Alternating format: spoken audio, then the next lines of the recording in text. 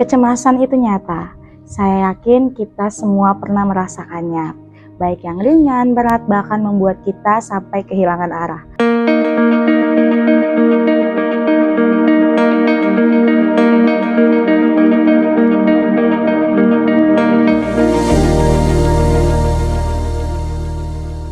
Perkenalkan, saya Evi dari Paroki Katedral Santo Yosef Maumere.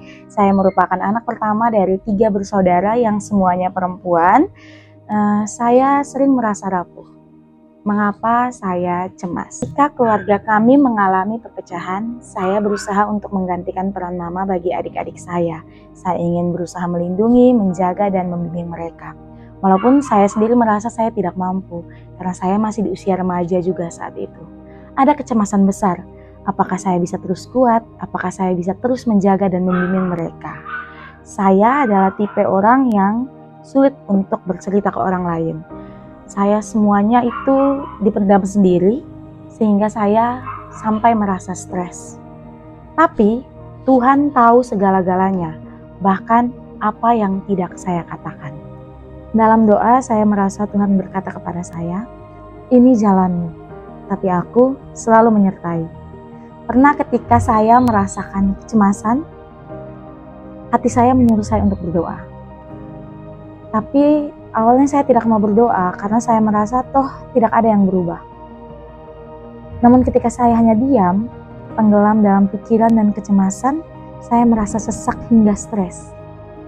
Saya mengambil waktu untuk berdoa, datang dengan setengah hati.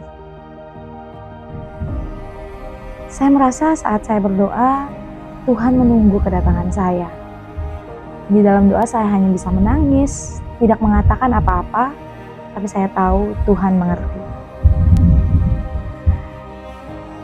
Dalam tangis, saya merasa Tuhan berkata kepada saya, "Mengapa kamu ragu?"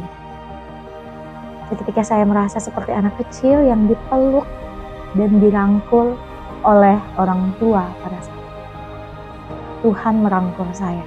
Dulu saya berpikir bahwa doa harus mengubah keadaan. Tapi saya sadar, pertama-tama doa mengubah cara saya memandang. Saya kembali melihat perjalanan hidup saya, di mana Tuhan menolong di waktu yang tepat. Adik-adik saya tumbuh dengan baik, dan juga kami dipertemukan dengan orang-orang yang baik di saat kami membutuhkan. Itu bukti nyata penyertaan Tuhan. Dan dengan berani saya mulai berkata, "Tuhan, kecemasanku kuserahkan padamu." Ada satu ayat yang jadi penyemangat saya, yaitu di Filipi bab 4 ayat yang ke-6. "Janganlah kamu khawatir akan apapun juga, tetapi nyatakanlah segala hal keinginanmu dalam doa dan permohonan dengan ucapan syukur." Sekarang saya pun masih sering cemas, namun saya tahu kemana saya harus pergi. Ketika saya merasa gelisah, saya datang kepada Tuhan yang setia mencintai saya, walaupun saya sering meragukannya.